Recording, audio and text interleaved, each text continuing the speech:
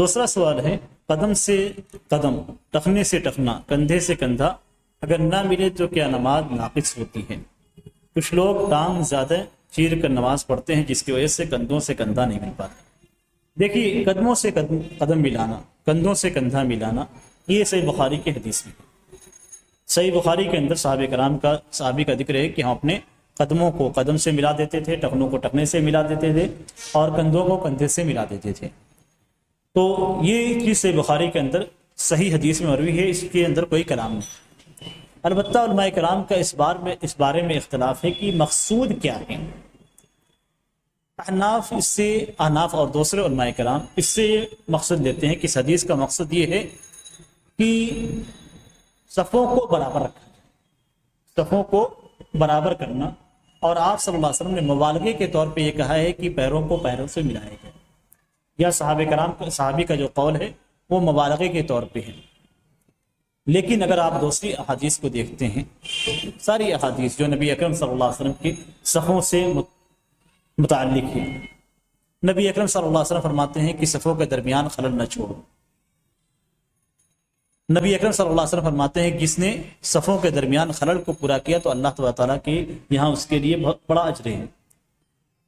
اسی طریقے سے نبی اکرم صلی اللہ علیہ وسلم فرماتے ہیں کہ صفوں کے درمیان جب خلل ہوتا ہے تو شیطان کو وہاں سے نکلتے ہوئے دیکھتا ہے۔ اس طرح کی مختلف احادیث ہیں، میں آپ کے سامنے صرف معنی بیان کرتا ہوں احادیث کے، مختلف احادیث ہیں جس سے یہ ثابت ہوتا ہے کہ صفوں میں قدموں کا ملانا یہ نماز کے واجبات میں سے ہے۔ نماز کے واجبات میں سے، ایسا نہیں ہے کہ آپ الگ الگ رکھیں۔ اور صحابی کا یہ کہنا کہ ہم اپنے پیروں کو ملا دیتے تھے، جتنا ملنا ممکن تھا اتنا ملاتے تھے، اس میں کوئی شک کی بات نہیں۔ قدموں کو ملانا یہ ممکن ہے، کندھوں کو کندھے سے ملانا یہ ممکن ہے، لیکن ٹخنے کو ٹخنے سے ملانا یہ ممکن نہیں ہے کہ ٹخنوں کو آپ ٹخنے سے ملا دیں، یہ ممکن نہیں ہے۔ تو جو چیز ٹخنوں سے ٹخنوں کا ملانا، جو چیز ممکن نہیں ہے، اس کو ہم کہیں گے کہ مبالغے کے طور پہ، یعنی گویا وہاں پہ یہ ہے کہ آپ قدموں کو قدموں سے ملاتے تھے اور ٹخنوں کو ٹخنے کے برابر رکھتے تھے اور کندھوں کو کندھے سے ملاتے تھے۔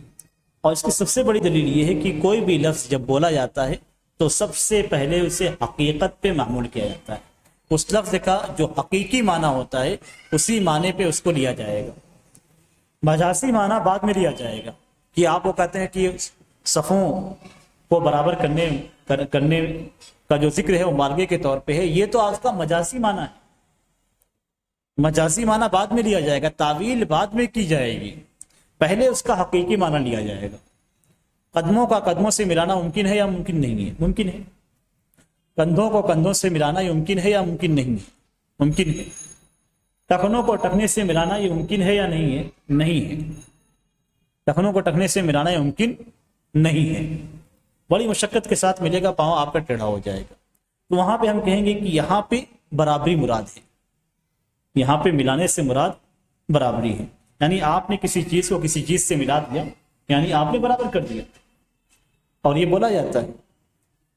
تو یہاں ملانا مقصود نہیں، یہاں بلکہ برابری مقصود۔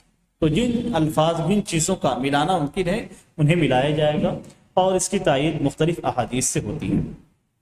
جہاں تک دوسرا حصہ ہے اس سوال کا، وہ یہ کہ ٹانگوں کو بہت زیادہ پھیلا دیا جاتا ہے جس کی وجہ سے تکلیف ہوتی ہے، اور یہ حقیقت میں قابل ملاحظہ چیز ہے۔ آپ کا جو کندھا ہے، اس کندھے کے مطابق آپ اپنے پیروں کو پھیلائیں۔ بعض افراد پیروں کو سکوڑ دیتے ہیں تو دوسرے کو پھیلانا پڑتا ہے، اور وہ بھی تکلیف کا باعث ہوتا ہے۔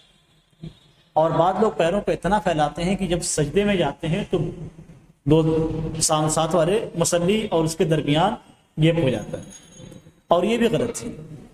آپ اپنے پیروں کو اپنے کندھے کے مطابق اگر پھیلائیں گے تو کبھی کسی کو تکلیف بھی نہیں ہوگی، اور آپ سجدے میں ہوں، رکوع میں ہوں یا تشہد کی حالت میں ہوں، آپ بالکل اپنی جگہ پہ ہوں گے، اور ساتھ والا مصلی اپنی جگہ پہ ہوگا، اور دونوں کے بدن ملے ہوگا، دونوں کے درمیان گیپ نہیں ہوگا۔